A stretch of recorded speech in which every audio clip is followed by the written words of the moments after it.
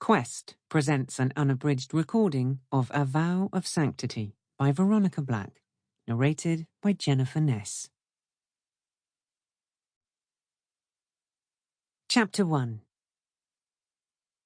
The local train, spared by the powers that be since it was useful for taking summer tourists where they wanted to go, chugged in a gently anachronistic manner along the side of the loch.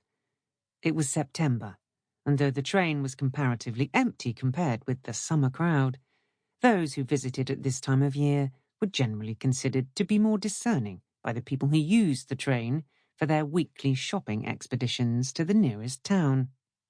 At this end of the year, the gorse and heather burst into final flame before the brown tints of autumn muted the landscape. On this particular afternoon, the few passengers were mainly locals. A nun, clad in the ankle-length grey habit of her order, sat in a corner window seat and gazed out at the passing landscape with an interest that proved she was a stranger. But the women laden with shopping bags who had alighted at the last tiny station were clearly natives of the area.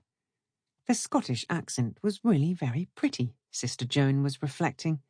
This was the first time she had heard it in its authentic setting, and the subtle differences in intonation as she had journeyed further north were interesting.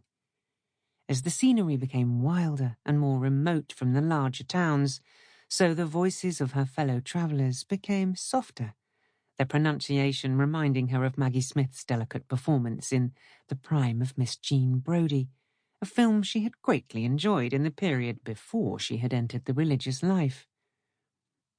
"The retreat is certainly a long way off," her prioress had remarked, "but the whole purpose of having it is to give the sister a chance to get right away from even the smallest distraction. Sometimes even the convent routine can get between ourselves and God. In silence and solitude, we are enabled to look deeply into ourselves and so draw closer to Him. You will find your time there most rewarding, I'm sure." What Mother Dorothy didn't say was that Sister Joan's absence might also be a relief for her companions. Sister Joan knew she thought it because old Sister Andrew, whose age exempted her from the obligation of being tactful, had voiced it bluntly. "Mother Dorothy'll be glad to get rid of you for a few weeks, sister. Do you realize that in less than a year you've twice turned the convent on its head? Now, don't give me that mutinous look. Nobody denies." Sample complete. Ready to continue?